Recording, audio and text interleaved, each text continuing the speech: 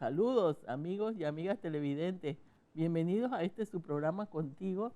En el día de hoy estamos muy contentos de poder entrar en sus hogares y conversar sobre panameños que construyen y enaltecen la patria.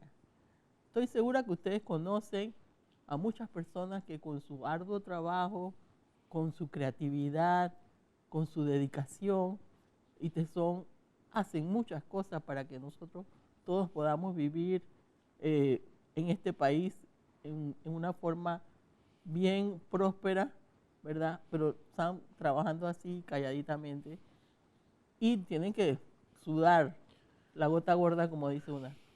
Pero hay personas que además de todo eso, tienen que enfrentarse a un desafío más, que es tener una condición de discapacidad. Entonces nosotros hemos querido traer aquí testimonio de vida de esas personas que trabajan calladamente para hacer patria. En el día de hoy vamos a dividir nuestro programa en 3 segmentos con distintos invitados para que ustedes tengan oportunidad de conocer distintas condiciones de discapacidad. Para empezar, y le agradecemos la presencia de nuestro amigo Publio Arjona. Hola, Él Fanny. es un diseñador gráfico. Él se dedica a la tecnología asistiva, que es lo que va a explicar ahora. Él es un motivador y tiene una historia de vida, Dios mío, de esos que nosotros no podemos quejarnos. Pero yo prefiero que Publio mismo pueda conversar y contarnos un poco. Además ha creado la Fundación Unidos en Equidad, que eso es lo que está tratando de hacer por aquellas personas que tienen una, digamos, condición Sí, bien desventajosa, pero que gracias a la tecnología hoy en día eso se puede de alguna manera compensar. Pero dejemos que Publio hable. Bienvenido Publio, gracias por estar aquí. Después vamos a ver si con la ayuda de las cámaras podemos ver todo lo que hace Publio aquí. gracias Fanny por los honores que me haces y me hace un buen recorder y estar aquí contigo de hace muchos años. De hecho, así fue como te conocí, ¿te acuerdas? Sí, Con el correcto. padre Manolo, hace muchos años. Y bueno, desde ese entonces hasta nuestros días, pues la vida nos ha cambiado en diferentes facetas. Eh, y como dices tú, todavía sigo haciendo mi parte de trabajo freelance como diseñador. Ya no tengo el estudio que tenía hace 8 años atrás, ponle que 10. Y me dedico muy poco a la parte esa del diseño. Sigo haciéndolo porque me gusta. Lo tomo como algo terapéutico también, ¿no? Y es un consejo que doy, ¿no? Hay que hacer lo que a uno le gusta Sí, para que te motive y al mismo tiempo te ayude, ¿no? pero ¿quién es Publio? ¿Quién es Publio Arjona? ¿Cómo está en silla? Toda esa parte que creo que a muchas personas les gustaría conocer porque es muy importante e interesante. ¿Cómo ha superado toda esa parte? Bueno, voy a hacer un resumen así Así, bien, brief. bien Ajá. top, tips, puros tips. Bueno, hace ya más de 30 años tengo una condición de discapacidad severa motriz. Soy cuadraplégico C3, o sea que desde mi cervical 3 hacia abajo tengo lesión medular. ¿Qué Eh, significa eso? que el cuello tiene 7 huesos y yo me lastimé el hueso número 3. De ese hueso hacia abajo se controlan los músculos intercostales, por eso no respiro bien, y prácticamente todas las extremidades. Y no Entonces, por eso puede, es que no me puedo mover del cuello para abajo. Lo exacto, único que puedo solamente la hacer cabeza. es esto, Sí, mover los hombros, y con esto ahí, tú sabes. con eso ahí baila, el cuento, Exactamente. con Así eso que baila. ajá, Así, ahí está el swing. ajá. Entonces, básicamente, mi vida definitivamente que es un poco particular en ese sentido, ¿no? Pero bueno, en resumen, después de esa parte del luto de tener que vivir con una discapacidad como esta, me he hecho a la vida nuevamente, ¿no? Al ruedo. Y es porque al final pienso que eso también es parte de uno, ¿no? El ser luchador, el automotivarse, porque realmente no necesariamente tienes que tener una discapacidad severa o cualquier desventaja para automotivarte diariamente para ser productivo y sentirte que bueno, que esta vida tiene algún sentido, ¿no? Así que tomando como ese espíritu, bueno, me pongo a ver qué era lo que más me gustaba. Y tenía dos pasiones, tengo dos pasiones. El diseño gráfico, o sea, el dibujo, y todo lo que tiene que ver con arte, imagen, colores, todo eso me gusta mucho. Y definitivamente que cuando tuve mi accidente estaba estudiando ingeniería, me encantan todo lo que es números. Todo lo que es número también me gusta. O sea, todo lo que es número y ciencia me gusta. Así que analizando esa parte, imagínate, hace 30 años atrás. Bueno, esto es importante que también los televidentes sepan porque, como yo digo, nadie está vacunado contra una discapacidad. Cualquiera la puede adquirir. En este caso, ¿quién iba a pensar que un muchacho joven, prometedor en el sentido de que, bueno, ¿sabes? Nos creemos que somos Sí. poderosos a esa edad. De hecho, a los 19 años fue cuando tuve mi accidente. Correcto. Y cuando a mí me dijo mi hermana, que fue la primera que recuerdo, me despertó en el intensivo del hospital, me dijo, hermano, estás cuadraplégico. Así No directo. sabía, pero no tenía ni idea de lo que me estaba hablando. Entonces, y encima de eso tenía unos tubos en la boca y estaba todo emparchado, así que no podía preguntarle. Pero ella misma me lo dijo, y que, bueno, estás cuadraplégico, no te mueves del cuello para abajo. Yo todavía no lo captaba, eso era como un shock. Hasta que un buen día, pocos días después, como 2 semanas o una semana después, yo estuve varios meses en el hospital, en varios hospitales, pero tuve 3 meses en ese intensivo y uno de los, pasando el primer mes, ya estaba como más estable y mis amigos estaban prácticamente todos los días, a toda hora, se turnaban. Un amigo mucho, más viejo de infancia mía, nos conocemos desde que teníamos 5 o 4 años, le dije, es como mi hermano, ¿no? Le dije, hey, esto no lo entiendo, ¿cómo es que no me muevo? Y él me dijo, hey, si es algo bien bizarro, mira, te voy a levantar tu mano y trata de pararla. Y la soltó y se cayó. Y dije, wow, de verdad que entonces sí estoy bien dañado. Y entonces, bueno, imagínate, salgo de todas esas crisis, tanto de salud como de emocionales, muchos años después. No te voy a decir que eso fue que meses después, porque tampoco soy Superman. Eso toma tiempo.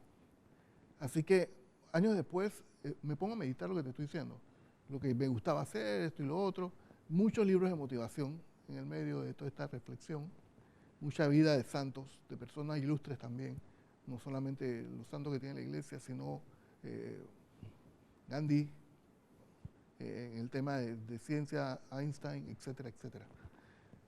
Así que después de que yo leo muchas de esas cosas, me doy cuenta de que sí, al final todos descubren algo dentro de ellos, o algo los motivaba y algo los hacía esa chispa, ¿no? De que haciendo lo que a ti te gusta, te sentías motivado. Así que me pongo a hacer eso y cuando me hago esa introspección de mis gustos y de mis talentos, era un poco complicado porque yo decía, si tengo el talento del dibujo, ¿cómo lo puedo hacer? Porque ahora no muevo los brazos. Y si me gusta la computadora y los números, pues definitivamente que la ingeniería civil, que era lo que más me gustaba, no lo podía hacer porque no podía estar en campo. Y pues tuve que reorganizar todos mis gustos. Y comienzo a dibujar con un palito en la boca, eso sí, fue toda una historia, ¿no? Comienzo a hacer circulitos, caligrafía, todo para ir acostumbrando mi cuello, que por eso es que tengo el cuello así un poco grueso. Me puse Mucho entonces ejercicio. a ver de qué manera con la cabeza podía hacer algo, ¿no? Y de hecho, hasta cuando me puse a practicar mi firma, me daba cuenta que la P era muy parecida a la misma P cuando yo estaba bien, que firmaba con la mano. Y yo hasta le pregunté a un amigo que le gustaba mucho eso de estudiar la caligrafía y todas esas cosas. Le decía, mírame qué interesante que mira que yo hago la P muy parecida como la hacía con la mano. Y él me decía, lo que pasa es que la escritura no tiene que ver mucho con tu brazo, sino con la cabeza. Y la forma de ver tú las cosas y de escribirlas, pues ahora las has traspasado al músculo de tu cuello, pero esa misma forma de escribir y de dibujar que tú tenías antes, pues la puedes adquirir solamente con la práctica, ¿no? Pero el estilo de cómo yo lo hacía no se perdía. Me pareció súper interesante. Muchas anécdotas así a lo largo de mi vida, ¿no? En ese sentido. Y bueno, empecé a dibujar, me gusta. En el 84 sale Macintosh, en los 90 que abro mi compañía por primera vez, porque cuando me puse a ver los papeles me di cuenta que en el 94, casi 10 años, 8 años después de mi accidente, ya tenía las escrituras de mi primer estudio de diseño. Y eso me da a entender que en esos 8 años pasé todo esto que estoy contándote, ¿no? En resumen. El luto, el capacitarme, el motivarme y todo lo demás. Empiezo mi estudio y ahí ya arranca todo. Hasta que descubriste que el ser humano tiene más capacidades que limitaciones. Sí. No importa la limitación tan severa, por ejemplo, en tu caso, y que uno, si quiere, uno va buscando también con el apoyo de la familia, 100%. De los amigos, porque tienes muchos amigos, pero que es posible, que eso es lo que nosotros queremos de alguna manera decir, que no porque tenemos una discapacidad nos vamos a quedar así quietos o aplastados y no hacer más nada. Sí, de hecho eso es muy importante, que gracias estás haciendo enfatizando eso, porque definitivamente el apoyo es importante. El apoyo es importante y a veces no nos confundamos, porque a veces ponemos el apoyo en cosas que no son las reales. Inclusive en cosas que nosotros pensamos que son amor, pues tampoco son amor. Y es ahí donde también he ido aprendiendo mucho de eso, ¿no? Es una palabra grande, pero el contenido es todavía mayor aún en la palabra del amor y todo lo que eso conlleva. Bueno, y sale con lo de la crisis es igual a oportunidades, y tú has aprovechado esas oportunidades y ahora, además de eso, que es una de las cosas que quiero destacar de ti y rescatar, es eso, pues que tú no nada más te has quedado en resolver tu situación, tu problema, que es bastante severo, sino que tú has sido emprendedor, has sido reconocido como joven sobresaliente del mundo de la Cámara Junior, ¿verdad? Tiene proyectos que se dedican a algún término que quizás para algunos no conocen, que es la tecnología asistiva. ¿Qué significa eso y para qué sirve, Publio? Bueno, imagínate, en el 94, cuando empiezo toda esta historia, yo empiezo a dibujar con la cabeza y un palito, adaptar piezas a mis teclados para poder apretar el shift y poner la mayúscula, porque el que se pone a ver eso se da cuenta de que tú apretabas el shift y tocabas la otra tecla. No lo puedes hacer con un solo palito. Así que qué lástima que no hubiera preparado con eso. Hace poco estaba limpiando la casa y me encontré con el primer gadget que hice. Era una primera herramienta. La primera herramienta. Era una herramienta totalmente hecha de metal que le ponía al teclado para poder apretar las teclas alternativas. Bueno, y ahora hemos avanzado. Ahora tienes ese palito aquí. Si la cámara le pudiera acercar a la cara, digo, me imagino tiene que un puntito ahí. Sí. Lo que brilla entre mis cejas no es mi ojo espiritual. Es un puntito. No es un lunar tampoco. Y tampoco es un lunar. Así que eso me ayuda a mover el puntero, el mouse de mi computadora. Como digo, ahí en las imágenes, cuando vean toda esta entrevista, verán estas imágenes de cómo yo muevo el mouse. Ese mouse, que tengo, es la tercera versión de mouse que uso. Imagínense, todo el avance de tecnología. Ajá. Cuando yo empecé a usarlo en el año 89, 90, fue que salió el primer mouse a nivel mundial, pienso yo, para personas con discapacidad motriz severa, cuadraplégico específicamente, en 89, 90, por desarrollo de tecnología militar. Y de ahí entonces empieza toda una historia en donde ya yo comienzo a inmiscuirme mucho más en la tecnología, de tecnologías de apoyo, de herramientas para personas como, en mi caso, como yo. Sí. Como 10 años después, estamos hablando ya en el año 2000, 2003, por ahí, ya empieza a emerger un nuevo término, y es ese, en inglés, Assistive Technology, que era como la agrupación de todas esas herramientas, pero para el uso de personas con discapacidad, para ayudarlos a equiparar sus oportunidades a través de la tecnología y las computadoras que eran el boom, ¿no? Y yo voy a ir avanzando un poquito más, porque en realidad hoy en día casi todos los celulares tienen tecnología asistiva. Tú pones de que accesibilidad, tú le dictas, el celular te dicta, te dice, y haces muchas cosas. Pero estamos hablando de esos años en que Publio era pionero de eso y que le ha abierto además a alguien que ve a Publio manejando todo esto y aprendiendo, hey, nosotros no nos podemos dejar en ese sentido Sí. de que hay muchas posibilidades que podemos hacer. Y hoy en día, fíjese, con la pandemia, aquellas Se personas que puso, manejan ajá, mejor la tecnología se puso son en los que han evidencia. salido para adelante y trabajan desde sus hogares y todo.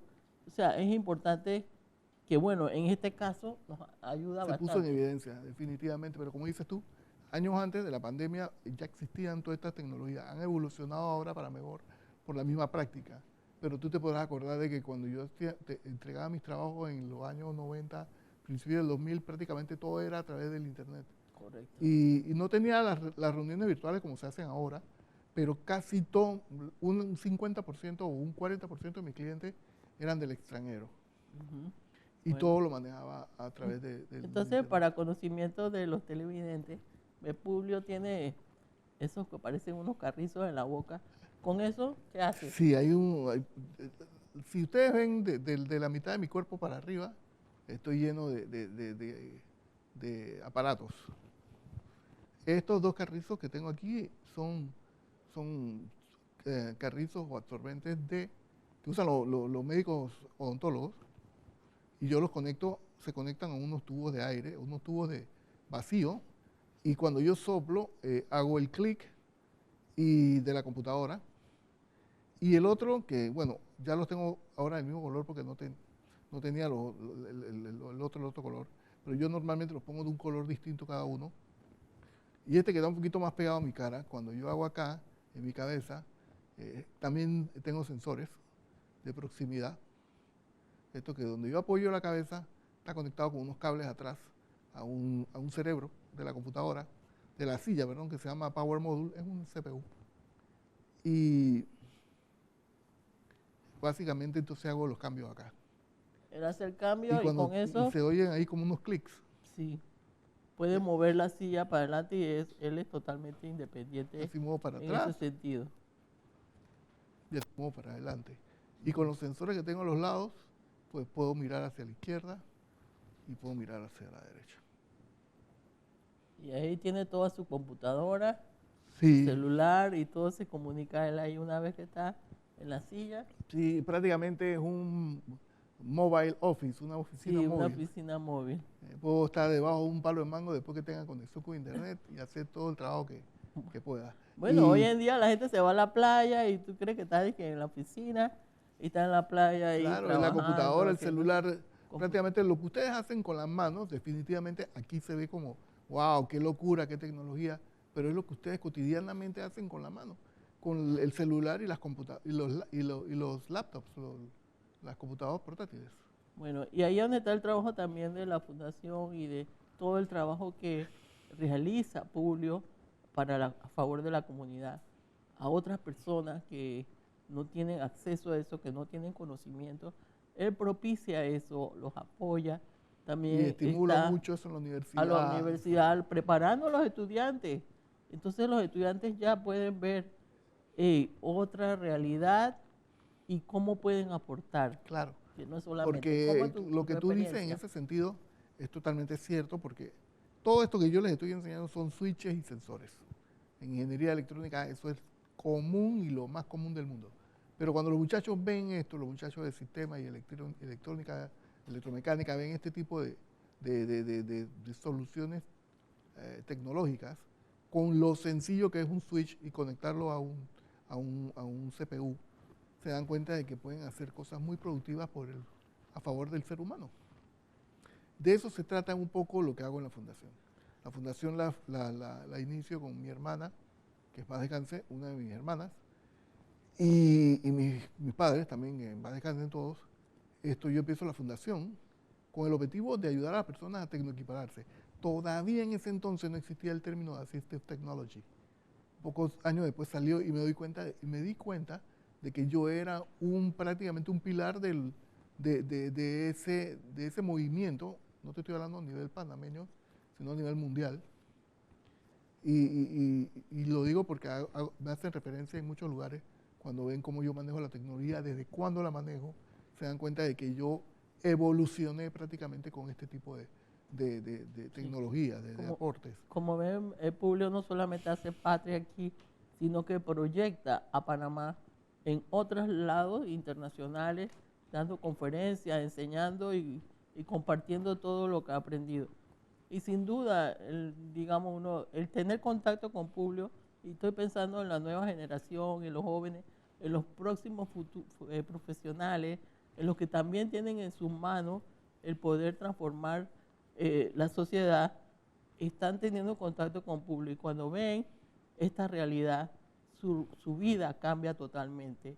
El valor, el sentido de, digamos, de los dones y talentos que cada uno, que Dios nos ha dado cada uno, y que no lo guardamos, sino lo compartimos, y también que empiecen a valorar lo que Dios le ha dado, porque a veces uno anda por ahí y no se da cuenta que el mover la mano, wow, es un gran don.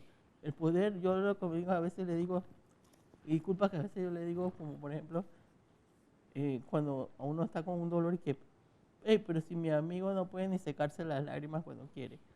Eso para mí, eso me llena muchísimo, ¿no? Así que, bueno, somos amigos, como ya se dan cuenta, así que tenemos una relación bastante estrecha, compartimos quizás por nuestra condición de discapacidad que y sentirnos proporciones guardadas. Y sentirnos identificados con la parte espiritual también. Correcto, y la parte espiritual. Bueno, como ustedes pueden, me puedo quedar hablando de Publio todo el programa, pero también tenemos personas que hacen desde otra dimensión su gran aporte, y yo los invito a que visiten a Publio, pónganse en contacto. No sé, Publio, ¿tienes una página? Sí, bueno, la página está en construcción, pero tengo un Instagram. ¿En Instagram? Me pueden comunicar. Publio es mi nombre, sí, Publio Arjona. Publio Arjona, así mismo como se llama él. Así que pónganse en contacto con él. Y bueno, ha llegado el momento de hacer un pequeño cambio, queridos televidentes, y enseguida regresamos con ustedes con nuevos invitados. Gracias, Publio, por aceptar la invitación. Un placer, Fanny.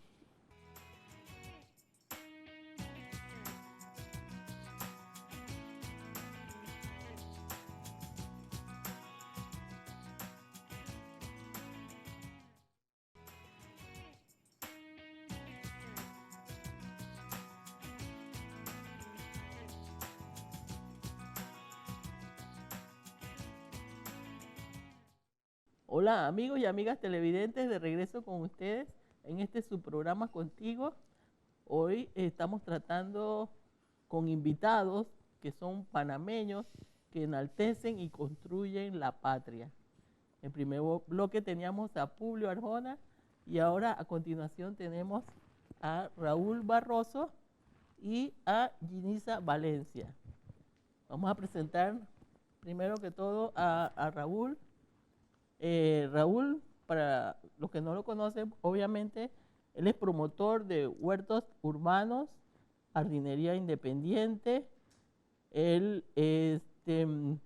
también es fundador del grupo La Perseverancia, fundador de ANFAPEN, que es la Asociación Nacional de Familiares y Amigos de Personas con Enfermedades Mentales, ¿verdad? Y es un referente por Panamá de la Red Centroamericana de Salud Mental. Además de eso, él se dedica a la tecnología forestal y es electricista residencial. Exacto. Bienvenido, Raúl, por aceptar nuestra invitación.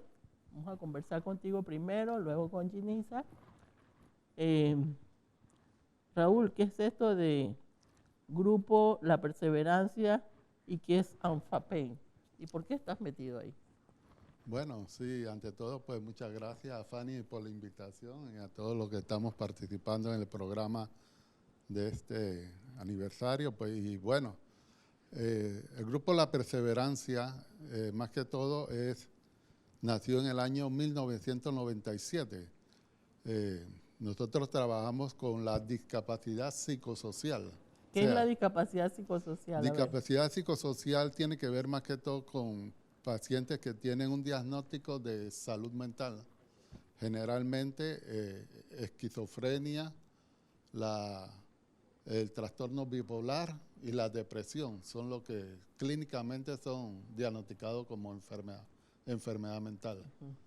Y bueno, con esos muchachos que tienen en un momento dado pues, un diagnóstico de esta categoría, generalmente en la edad adolescente es cuando se manifiesta desde los 18 años en adelante, casi 33 años, una persona que presenta esta enfermedad generalmente también se manifiesta por herencia. O sea, hoy en día la genética, la medicina genética tiene que ver mucho de que muchas de las enfermedades son hereditarias.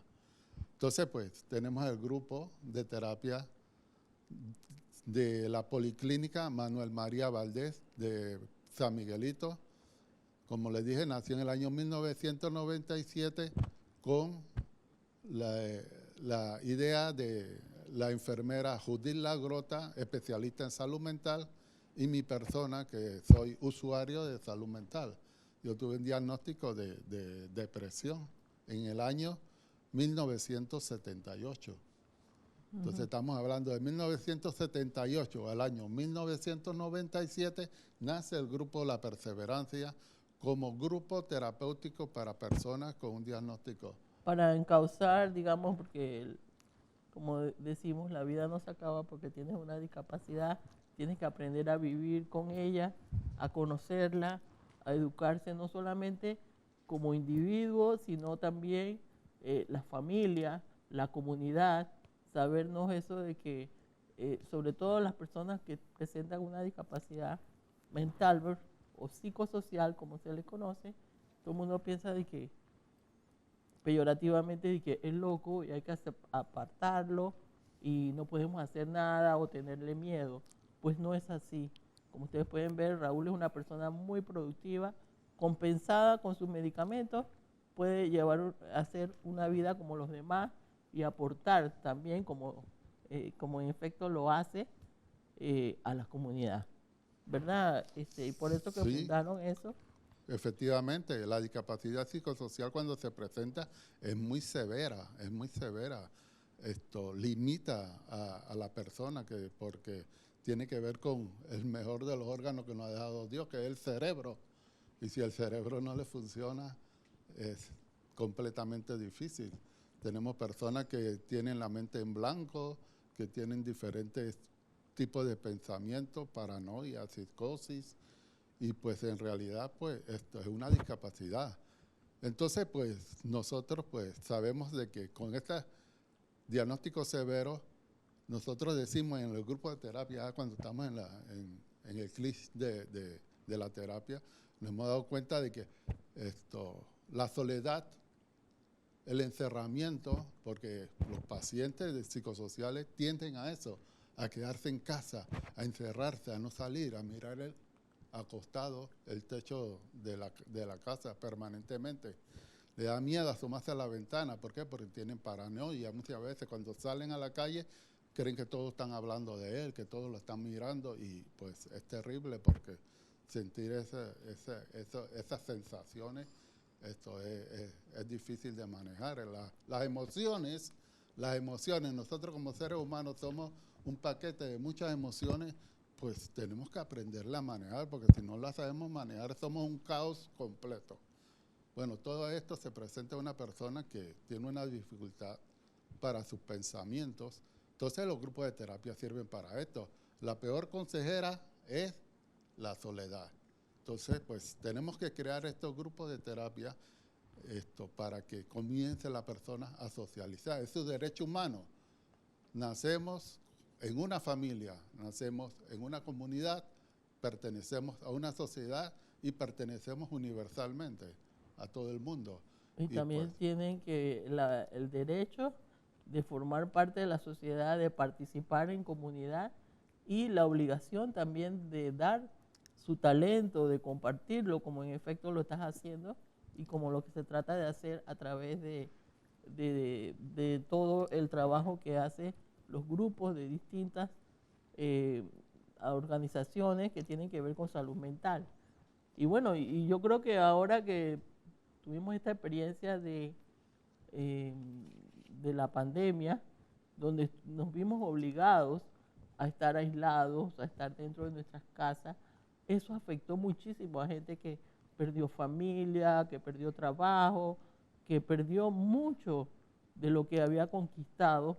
Por supuesto que entra en eso que llamas tú lo que dices, que es una característica, es la depresión, el aislamiento, el no saber qué hacer, la desesperación, los niveles de suicidio también aumentaron. También debido al aislamiento no se prestaba todo el servicio de salud y apoyo que necesitaba de medicamentos, porque todo estaba enfocado en el COVID, pero todas estas personas necesitan su psicoterapia, necesitan sus medicamentos para no descompensarse.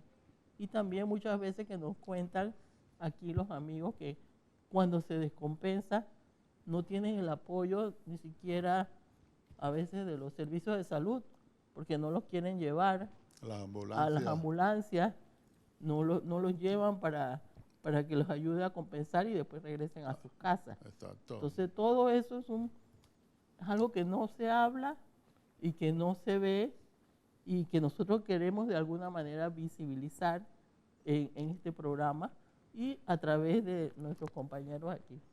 En el grupo de terapia nosotros damos talleres para los usuarios y talleres para los familiares. Los talleres para los familiares están enfocados a que los familiares, que son el principal punto de apoyo para estos usuarios, pues aprendan a cómo manejar, a no presionarlo, a no sofocarlo, a tenerle paciencia, que no, que eres un perezoso, no, que tú no pones de tu parte, que te falta todo esto. No, es parte de la enfermedad. Entonces el familiar, que es el apoyo directo de esa persona que tiene ese diagnóstico, tiene que aprender a cómo manejar las situaciones que pasa su familiar enfermo. Y también dictamos talleres para los mismos usuarios, en los cuales hacemos a aprender a manejar sus emociones, aprendemos a que seamos emprendedores, utilizamos el arte, utilizamos los cultivos, las hortalizas, para que aprendan a través y así descubrir la parte laboral que necesita todo ser humano, porque pues no que nosotros que por ser discapacidad psicosocial, pues no nos vamos a ganar el pan con el sudor de la frente como fue el mandato de Dios.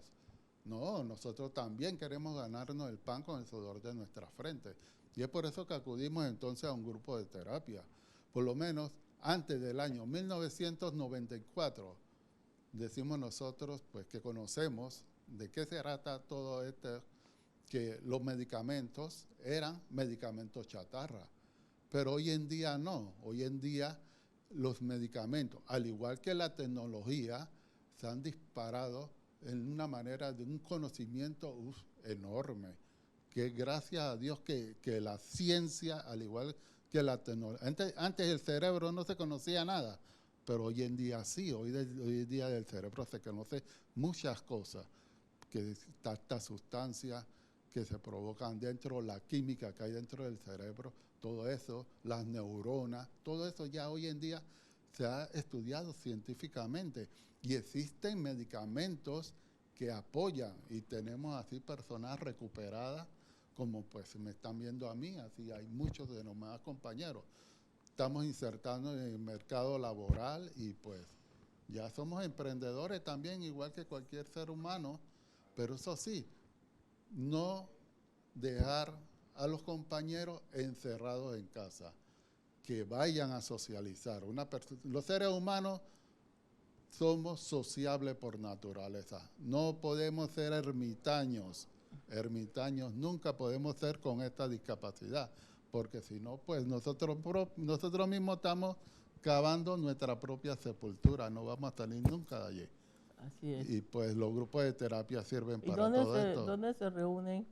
Bueno, nosotros en San Miguelito decimos que somos el grupo piloto, porque nacimos en el año 1997. Es en la Policlínica de San Miguelito. Pero nosotros hemos impulsado, existe hoy en día el grupo Los Vencedores de Parque Lefebvre. Y hay otros grupos, hay pero otros tú grupos. Están en la parroquia Cristo Redentor de San Miguelito. Bueno, yo pertenezco a la Pertenece ahí. parroquia Cristo Redentor, Ya. pero no, el grupo de terapia se maneja en la casa del jubilado de San Miguelito. Ok, ya bueno, ese es Ajá. un punto de referencia. Vamos a pasarle la palabra de alguna manera a Ginisa, porque te estás acaparando todo. Ajá. Y Ginisa tiene una gran experiencia para compartir con nosotros. Ella se dedica a lo de la comunicación audiovisual, le encantan los videos.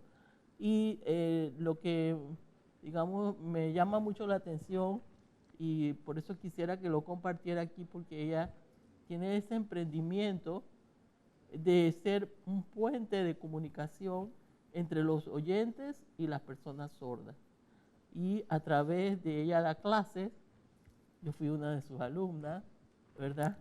Y le puedo decir que muy bueno. Aparte que, bueno, ella trabaja y está haciendo un trabajo de promoción de las personas sordas dentro de la iglesia, que también es muy importante. Ginisa, quisiera compartir todo eso, por favor. Primero, muchas gracias por la invitación, Fanny, por estar aquí. Y sí, es correcto tal cual lo mencionas.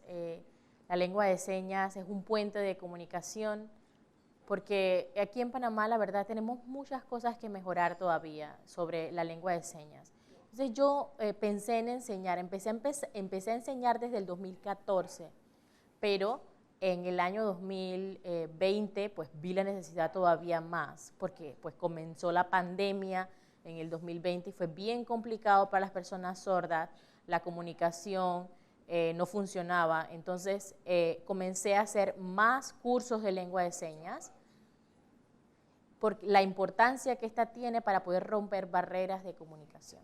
Al final esto es un derecho humano que tenemos todas las personas, el poder estar unidos con nuestro idioma materno. Entonces de allí la importancia de hacer el enlace entre las personas para que aprendan lengua de señas a través de cursos, se ha dado cursos en instituciones, también en empresas privadas y ahorita estamos entrando en la universidad también a enseñar a través de cursos. Estamos en la facultad de psicología porque hay muchas personas con, como lo mencionó el compañero, con depresión, con algunas enfermedades psicosociales, que necesitan, que son personas sordas, que necesitan una ayuda psicológica y que la persona necesita saber lengua de señas para poder comunicarse con estas personas. Entonces, imagínense, desde los niños, a veces son niños sordos que nunca han aprendido su propio idioma, no tienen cómo comunicarse, crecen sin poder comunicarse. Entonces, es parte de un trabajo grande, a través profesional que se debe hacer para poder unirnos entre todos. La verdad es bien complicado, es un trabajo que se está haciendo poco a poco para poder trabajar en la niñez, porque es su lengua de seña natural. Es como un bebé, desde que se nace, tú ves a los bebés haciendo gestos. Entonces, es como una lengua natural entre todas las personas. Esto no es solamente para los sordos, todos podemos tener la capacidad de expresarnos, eso está unido con nosotros. Entonces, aprender la lengua de señas ya es para romper una barrera de comunicación que se tiene con las personas sordas. Entonces, como es tan importante, yo me he enfocado en enseñar lengua de señas. Sí, y el panameño en realidad somos muy gestual. Nosotros a veces no tenemos ni que hablar y hacemos de que ya sabemos que es por allá, o de que así, llámame, así, tengo hambre. O sea, hacemos muchos gestos y nos entendemos. Entonces, es simplemente de alguna manera formalizar, porque es una lengua de señas que tienen las personas sordas y es muy, muy importante. Ginisa, yo quisiera saber, ¿tú quedaste sorda, naciste sorda? ¿Cómo aprendiste lengua de señas? Bueno, yo nací oyente, pero después, cuando ya tenía 7 meses, tuve una enfermedad que se llama meningitis. El doctor dijo que estaba entre la lucha entre la vida y la muerte, a ver si vivía o moría. Entonces mis familiares estuvieron ahí esperando a ver si podía salvarme. Unos antibióticos que eran muy fuertes para poder curar la enfermedad, entonces causaban la sordera. Crecí usando audífonos y por eso aprendí a hablar, porque mi mamá pues, se enfocó mucho en esto. me ayudaba a leer, siempre me tenía la mano en la garganta y con el tema de la oralización para que aprendiera a hablar y a comunicarme. Y también aprendí a hablar porque cuando ya tenía restos auditivos, así que podía utilizar el oído un poco más para poder conocer el español y poder usarlo, pues. Pero luego con el tiempo mis audífonos se dañaron y un día estaba en la calle y un carro al parecer estaba pitando, pero yo no lo oí nunca. Y me di cuenta ese día de que ya había perdido la audición del todo, porque yo escuchaba antes un poco, aunque sea los pitos de los carros y demás. Entonces, de ahí en adelante, me di cuenta de que tenía que ser un poco más visual aún. Entonces, a la edad de 14 años, pues que pude aprender lengua de señas, porque una profesora me vio siempre oralizando y entonces empecé a aprender lengua de señas. Y no paré, seguí aprendiendo y me encantó, porque se siente esa conexión, mi independencia, mi libertad de poder expresarme por completo y entender las cosas a mi alrededor, la forma de hablar también de las diferentes personas, porque a veces las personas sordas pues no todos somos iguales, tal como le mencioné antes, algunos son más gestuales que entienden solamente gestos, así como estoy enojado o tengo hambre, o los panameños, ¿no? Que nos expresamos a través de la cara y a través de los gestos. Pero y todas estas cosas hemos podido ir aprendiéndolas. Entonces el poder participar también con la comunidad sorda, el poder encajar con todos ellos, porque al final somos iguales, tenemos la misma discapacidad. Entonces por eso decidí enseñar la lengua de señas.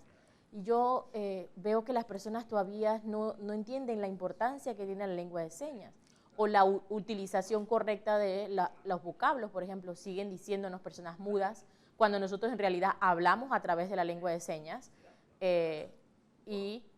Si no utilizamos la lengua de señas, entonces ¿cómo podemos hablar? ¿Cómo podemos comunicarnos con otras personas?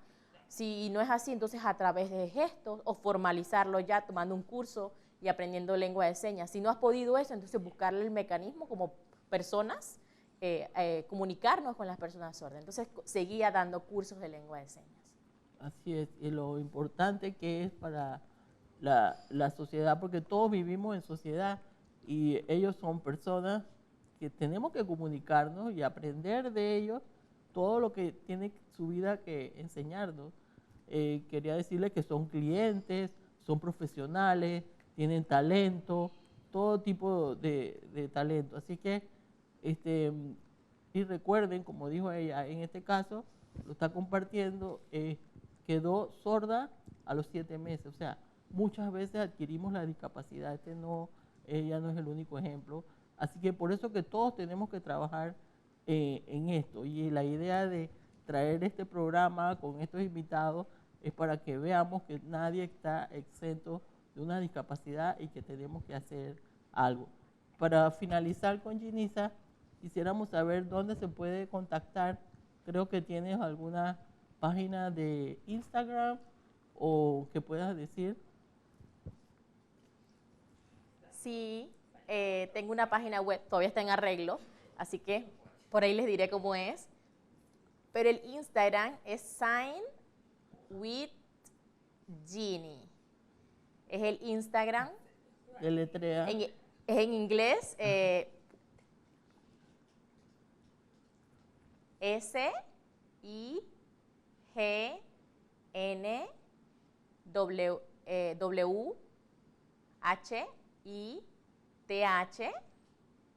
y Ginny. Gini, latina las dos. Bueno. Y ese es el Instagram, el Facebook también, hay YouTube también, pueden seguirme. Y por ahora estoy comenzando sola, pero más adelante quiero poder crecer el grupo porque la verdad necesitamos trabajar en todo Panamá porque es importante para los niños sordos, que es lo que más me preocupa. Bueno, yo los despido de este bloque. Ginisa, muchas gracias por venir aquí a compartir toda esa sabiduría.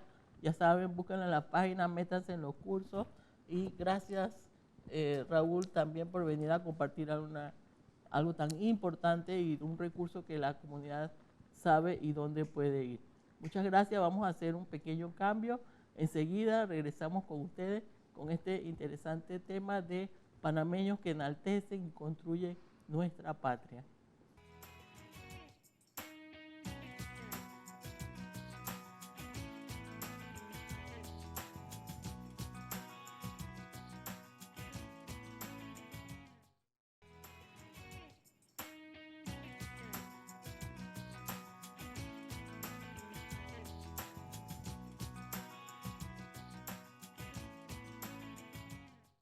Bueno, de regreso con ustedes, amigos y amigas televidentes, en este su programa Contigo.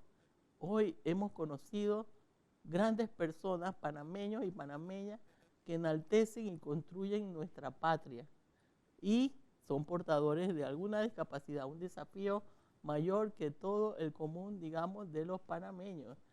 Así que hemos conocido personas como Publio Arjona, con una discapacidad severa. Conocemos la realidad de las personas psicosociales, como nos compartió Raúl, y con Ginisa Valencia, una persona sorda que construye puentes entre las personas sordas y las personas oyentes. Y hoy creo que ustedes, muchos conocen a este gran invitado, que es muy famoso a nivel nacional e internacional, porque ha logrado romper récords. Y se trata de nuestro amigo César Barría. Él es licenciado en banca y finanzas. Él es un coach internacional certificado.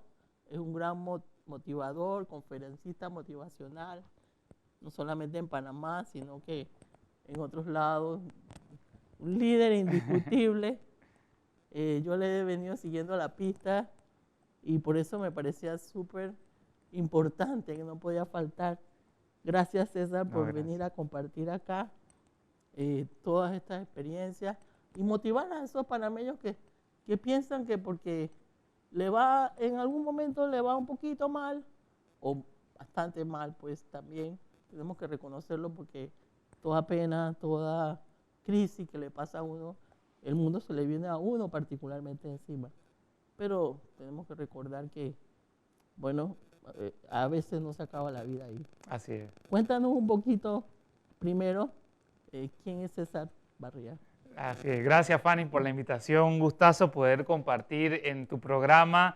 Y nada, César Barría es una persona ordinaria, común, pero que a través de los años he tratado y he aprendido, ¿no?, que a veces esas cosas cotidianas, esas cosas ordinarias, uno la puede convertir en cosas extraordinarias. Y esa diferencia entre lo ordinario y lo extraordinario es ese extra que nosotros le ponemos a cada acción que nosotros hacemos en nuestro día a día. Por más pequeña que sea esa acción, ese extra que le ponemos, esas ganas, ese optimismo, esa fuerza, la voluntad por querer hacer las pequeñas cosas bien, es lo que he tratado de hacer y es lo que he aprendido, ¿no? A través de mi vida. Tuve un accidente a los 21 años, adquirí la discapacidad en ese accidente donde perdí mi pierna derecha en un accidente de carro. Iba ayudando a un amigo a empujar el carro que se había quedado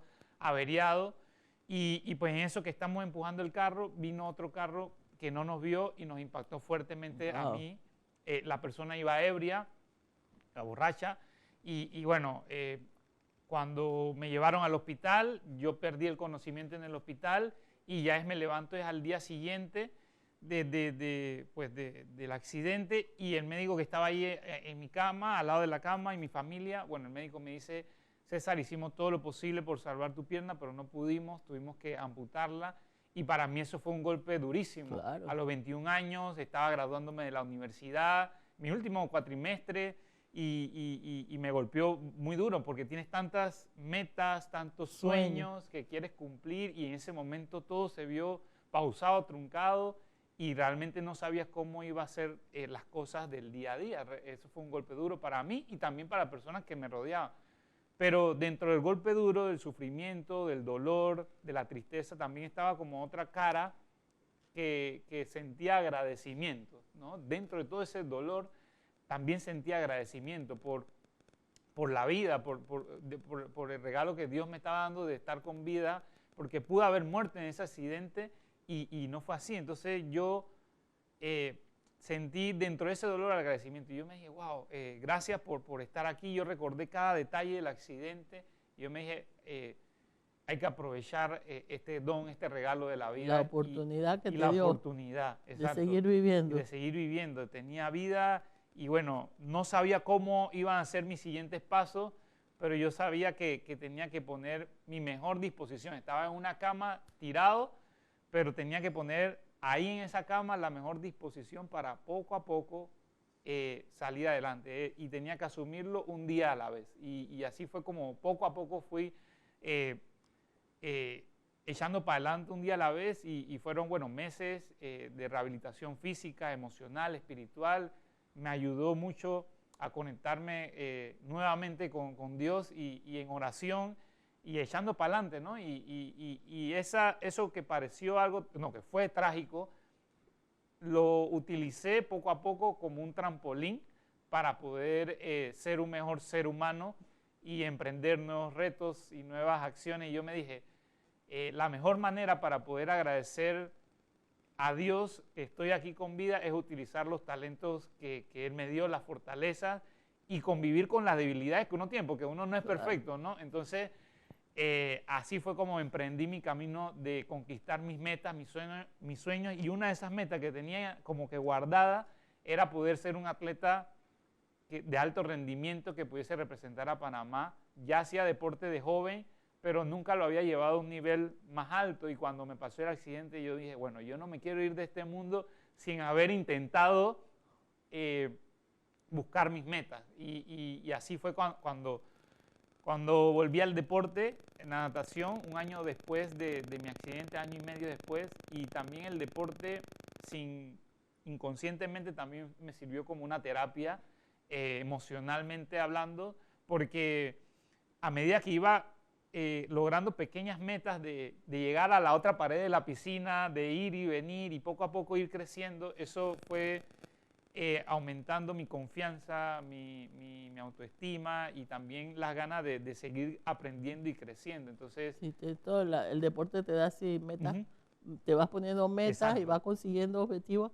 Y cuando llegas a esa meta, vas para la otra exacto, y vas para la otra, vas superando etapas, desafíos de la vida, y totalmente, eso le va ayudando muchísimo a exacto. uno mentalmente, ¿verdad? Mentalmente, exacto. Y así fue el deporte para mí, una herramienta como de terapéutica, y también para como establecemos nuevos comienzos. Y así fue parte de mi crecimiento, no solamente en el área deportiva, sino que, bueno, al final me llegué a graduar de Banca y Finanzas, y bueno, me dediqué al deporte y dije que quería hacer metas importantes. Pude representar a Panamá internacionalmente, a nivel paralímpico, fui campeón para centroamericano. Paralímpico para Ajá. los televidentes, son las Olimpiadas, que Ujú, son lo mismo, los mismos reglamentos y todo que se hace ujú. con otros atletas Sí, y con las mismas leyes, como yo exacto. digo, pero especialmente enfocado a personas con discapacidad, pero Exacto. tienen los mismos reglamentos, las mismas metas,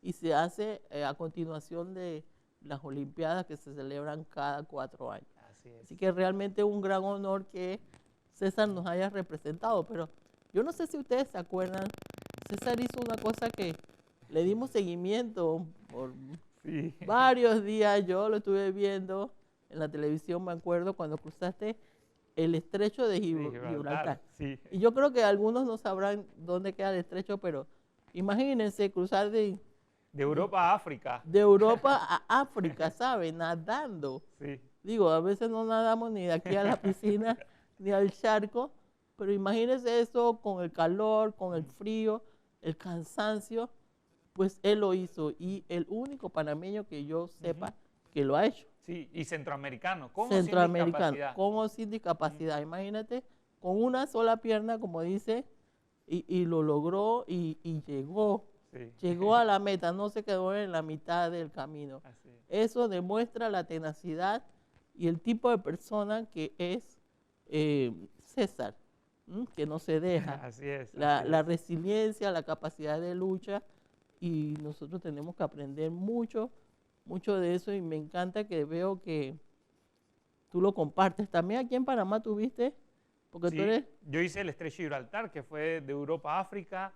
Hice el canal de Santa Bárbara en Estados Unidos, que era cruzar un canal de California y llegar a tierra firme en Estados Unidos. Y en Panamá nadé de Panamá a Taboga. Imagínate. A Taboga, sí. Wow. Nadie lo había hecho.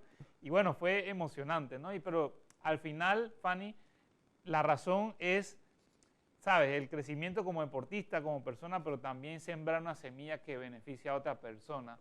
Y así como yo puedo crecer, puedo aprender, mi intención es llevar esa inspiración de que así como yo estoy cumpliendo mis metas, mis sueños, a pesar de todas las circunstancias que me han pasado en la vida, cada uno con sus propias circunstancias, con sus propias dificultades, pero también con sus fortalezas, con sus talentos, también de alguna manera puede luchar y batallar por salir adelante, ¿no? Así como lo hemos hecho nosotros. Yo creo que eso es importante, que Sí. bueno, en este caso tu trampolín, tu herramienta fue el deporte Ujú. y que ha sido para mucha gente también, pero lo que tú transmites a la persona sobre todo es que no te puedes dejar, Así es. que cada uno tiene su historia, no tengamos que comparar, nadie quiere comparaciones aquí Exacto. con nadie. Todo Dios nos hizo a nosotros únicos, irrepetibles, Ujú. pero todos tenemos la capacidad de fortaleza y tenemos fe, esperanza, tesón, lucha, ese espíritu de lucha, de no quedarse, de no decir, ay, pobrecito, y que, ay, ¿por qué me pasó esto? Y yo quedarme aquí llorando todo el tiempo. O pensar, bueno, ¿para qué? Y creo que César está viviendo ese para qué Exacto. y lo hace muy bien porque veo que motivas, te veo en las charlas a los jóvenes, a los Sí. empresarios. Cuéntanos un poquito más de esa experiencia y cómo tú ves que ayuda bastante a la Sí, gente. he tratado de combinar un poco mi carrera profesional con mi carrera, pues, bueno, a nivel de académico, pero también lo que he hecho profesionalmente como deportista, y la he tratado de llevar tanto a nivel corporativo, a las empresas para el tema de pues, las conferencias a nivel motivacional, de liderazgo, trabajo en equipo, cómo estas herramientas del deporte lo podemos conectar igual a nivel corporativo, ¿no? Entonces he fusionado eso. Y pues también tengo un programa personal de visitas a colegios donde intentamos precisamente también inspirar a los jóvenes a buscar su vocación, ¿no? Su vocación en la vida, a los jóvenes graduando especialmente, pero también vamos y visitamos a los más pequeños, pero muy enfocado también a los graduandos, de que, ¿saben? En los 2 últimos años estábamos inseguros, bueno, lo pasamos cuando estábamos jóvenes, que estábamos inseguros en qué estudiar, ¿no? A qué me quiero dedicar. Entonces, voy a los colegios para tratar de inspirarlos a que busquen su pasión en la vida, su vocación, y para dónde uno puede ser más productivo como joven. Entonces, es mi parte de mi labor. Y bueno, visitamos bueno, desde colegios, universidades, organizaciones sin fines de lucro, bueno, fundaciones y bueno, pacientes también que en algún momento Sobre todo me requieren. imagino a alguien Exacto. que ha perdido una pierna, Ujú. que piensa como te pasó a Exacto. ti, como nos pasa a todos, porque es un proceso de duelo, te falta una Así es. parte de tu cuerpo. Y Exacto. digo, eso no es tan fácil, Exacto. porque es algo que tú tenías y aparentemente perdiste una capacidad. Sí. ¿Cómo sobrevives? ¿Cómo sigues adelante? Y alguien, me imagino que al verte a ti, lo primero que te pregunta, ¿cómo hiciste? ¿Qué Exacto. haces? O ni siquiera te pregunta, sino que como ven todo lo que tú haces, dice, bueno, si él puede, yo también puedo. Tratamos de asesorarlos, ¿no? De todo, porque a veces no tenemos tanta información cuando nos pasa un accidente o por enfermedad, y tratamos de asesorarlo en todo el tema bueno, de su rehabilitación a nivel físico, a nivel emocional, el tema cuando viene el tema de la prótesis, qué hacer, qué tipo de prótesis hay, porque Bueno, cuando pasé la información está como muy dispersa, entonces... eso te iba a preguntar, ¿cómo está el tema de las prótesis aquí en Panamá para las personas? Porque no es fácil, las prótesis no son Son baratas, costosas, son muy sí, son costosas, costosas. y más porque están reemplazando un miembro y también la dinámica, todo Sí. depende del estado de, digamos, de edad y de condición física que Exacto. tiene, ¿verdad? Sí. Y dónde se pueden conseguir. Exacto. Sí, primero el hecho de tener una prótesis de verdad que cambia radicalmente tu movilidad, mejoras un montón y pues definitivamente puedes hacer muchísimas cosas y adaptarte muy fácil, digamos, no tan fácil, pero con buena rehabilitación Claro. puedes, Con puedes, puedes acompañado de una buena rehabilitación, Exacto. una buena prótesis, Ujú. eso te puede ayudar, porque Exacto. mucha gente a veces le falta una pierna y ya Ujú. simplemente dice, bueno, ya se queda en silla de Exacto. ruedas. Y en Panamá se está haciendo buenos trabajos de prótesis, hay buenos profesionales, hay tecnología, o sea, la pueden importar. Lo único que todavía sigue siendo todo un reto, el tema de los costos. Ujú. Y ese es un tema muy, muy importante porque los pacientes tenemos que ya sea buscar, si no puedes por tus propios medios, patrocinadores, hacer bingo, rifa, comida, bingo. exacto, todo para Sí. poder conseguir una prótesis porque está muy, muy costosa dependiendo del nivel de amputación. Claro, y la seguridad social no te lo da, no, Exacto. entonces, pero bueno, eso es un trabajo que tenemos que hacer Ujú. y es una parte que veo que tú haces también en poder, digamos, de alguna manera orientar, Sí. de alguna manera asesorar y desde tu condición de personas con discapacidad, creo que tú también estás en el patronato del Instituto de Medicina Física o ya no estás ahí. No, no estoy ahí, Ya no estás ahí. estoy ahí, pero Pero bueno, sí, pueden apoyando, preguntarle. sí, exacto. Pueden preguntarle. Exacto. Ajá. Pueden preguntarme y allá dirigimos a todos y sí, hay varios recursos por dónde ir para poder conseguir tu prótesis, pero sí es difícil para una persona que no cuenta con los recursos económicos. Sí, sí. Ujú. Y bueno, esto es lo que nosotros también queremos decirle a las personas, que hay que buscar los medios, menos quedarse. Ujú. Que, Sí. bueno, yo te voy a dejar hablar a ti porque tú eres el que nos puede decir, compartir un poco Sí. esos consejos. Yo te doy la pantalla para Sí. que le digas al público, compartas un poco todo eso, los motive, y les diga, Sí, yo creo que cada uno de nosotros de alguna manera, a pesar de nuestras circunstancias, tiene su propio estrecho de Gibraltar que cruzar todos los días, ¿no? Estamos llenos de estrechos, con corrientes en contra muchas veces, pero también en la vida también hay corrientes a favor que nos impulsan, que nos motivan y que de alguna manera nos ayudan, ¿no? Entonces, para poder llegar a nuestro destino, a pesar de todas las dificultades que se nos encuentran en el camino. Yo los invito a que sigan soñando en grande, ¿no? Sigan estableciéndose metas importantes. Decía San Ignacio de Loyola, hay que soñar en grande, no se limiten para lo grande, pero hay que concentrarse en los pasos pequeños. Y yo creo que eso es importante en todos los procesos o en las etapas que estemos en nuestra vida en estos momentos, ¿no? Concentrarse en los pasos pequeños y pequeños pasos y pequeños sacrificios que uno puede hacer en nuestro día a día son los que nos van dando señales, impulsando hacia adelante y para poder crecer como seres humanos.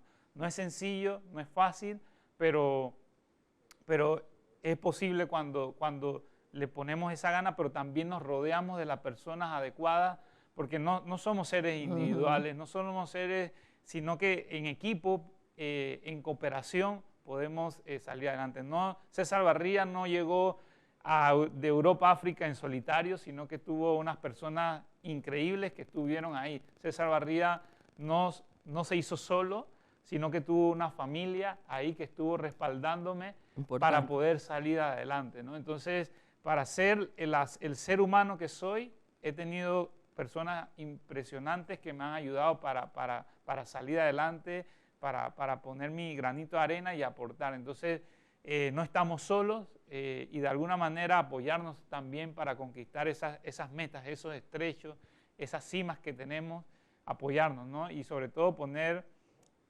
toda nuestra fe y esperanza en Dios, ¿no? Y Dios va a ir colocando también a esas personas adecuadas para echar para adelante. Así que, no, sí. Ahí estamos. Eso, recordar que no estamos solos, Ujú.